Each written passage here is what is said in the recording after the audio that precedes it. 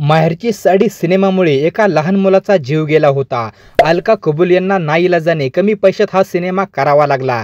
निर्मात्यांनाही सुरुवातीला अलका कुबल ह्या लक्ष्मी म्हणून नको होत्या. माहेरची साडीबद्दल अशा जबरदस्त गोष्टींची माहिती आज या व्हिडिओद्वारे आम्ही तुम्हाला देणार आहोत.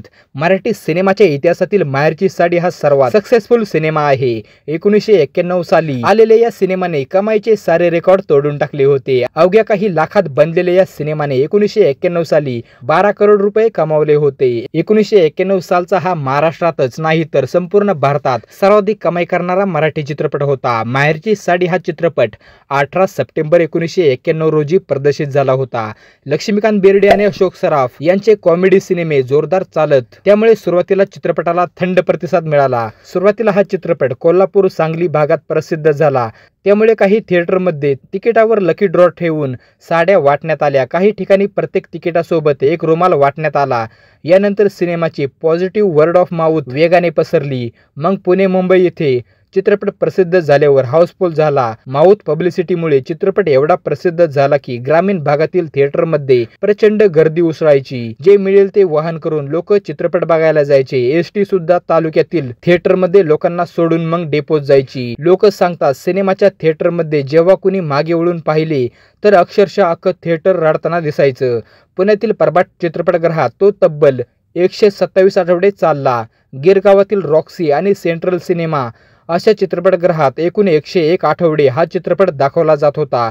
त्यावेळी तिकिटांची किंमत फक्त 1 रुपये अशी होती. मात्र बॉक्स ऑफिसवर मिळवलेला या चित्रपटाने गल्ला होता 12 कोटी रुपये. याशिवाय या सिनेमाची तिकिटे सहजासहजी मिळत नसत. लोक 10 ते 20 पट जास्त पैसे देऊन ब्लॅकने तिकिटे खरेदी करत 1 रुपयाचे तिकीट 50 रुपयाने घेतल्याचीही उदाहरणे आहेत. चित्रपटाचे शो मध्यरात्री 12 वाजता तसेच सकाळी 6 वाजताही असायचे. तरीही तिकीट मिळणे मुश्किल जायचे. थिएटर भरले तर लोक खाली बसून बाजूला उभे राहून चित्रपट पाहायचे. ह्या सिनेमाचे दिग्दर्शक विजय कोंडके हे सुपरस्टार दादा कोंडके यांचे पुतणे आहेत.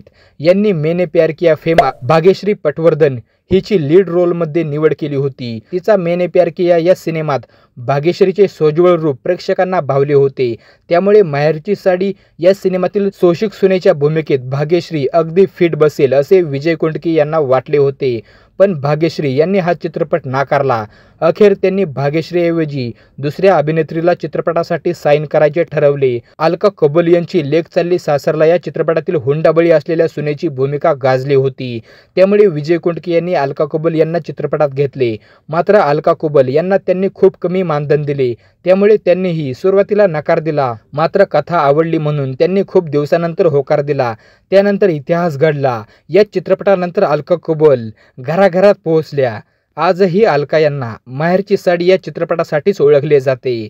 माहेरची साडी हा यशस्वी राजस्थानी चित्रपट बाई चली सासरियेचा रिमेक होता, ज्याचा नंतर 1994 मध्ये जुही चावला आणि ऋषी कपूर यांना घेऊन साजन का घर म्हणून हिंदीमध्ये रिमेक करण्यात आला. हा सिनेमा बघताना थिएटरमध्ये एक धक्कादायक घटना घडली. ही एक गृहिणी आपल्या छोट्या मुलाला घेऊन चित्रपट बघायला आली. त्यावेळी ते छोटे मूल सारखे रडायचे म्हणून तिने मुलाच्या तोंडावर हात ठेवून चित्रपट पाहिला. चित्रपट पाहताना ती गृहिणी एवढी गुंग होऊन गेली की तिला स्वतःच्या मुलाचा विसर पडला. जेव्हा सिनेमा संपला त्यावेळी ते मूल गुदमरून मेले होते. ही बातमी जेव्हा अलका कुबल यांना कळली तेव्हा त्यांना फार वाईट वाटले. सिनेमाची गाणी एकापेक्षा एक सरस होती. फक्त गाणीच नाही तर सिनेमाचे डायलॉग असलेले कॅसेटही लोक घरी ऐकत बसायचे. माहेरची साडी सिनेमाचे यश आणि नावापासून प्रेरित होऊन दादा कोंडकेंनी 1994 साली सासरचे धोतर हा विनोदी चित्रपट काढला. या माहेरची साडी या चित्रपटाने बनवलेले 12 करोडचे रेकॉर्ड तोडायला मराठी सिनेमाला 16 वर्षे लागली. 2007 मध्ये आलेल्या साडेमाडे 3 या चित्रपटाने 12 करोडचा टप्पा ओलांडला. 1991 सालच्या 12 करोडचे इन्फ्लेशन ॲडजस्टमेंट म्हणजे महागाईचा विचार केला तर ह्या सिनेमाची आजच्या दिवशीची कमाई 350 करोड होते. एवढा हा सिनेमा धुवाधार चालला होता. माहेरची साडी हा चित्रपट त्या काळातील एक विक्रमी ब्लॉकबस्टर चित्रपट ठरला. 75 आठवड्यांहून अधिक काळ चालला आणि पहिल्या 3 महिन्यातच या चित्रपटाने 6 कोटी रुपयांचा गल्ला जमवला होता. चित्रपटातील प्रमुख अभिनेत्री अलका कुबल यांना व्यापक मान्यता मिळाली आणि चित्रपटाच्या यशामुळे त्या महाराष्ट्राच्या घराघरात लोकप्रिय झाल्या।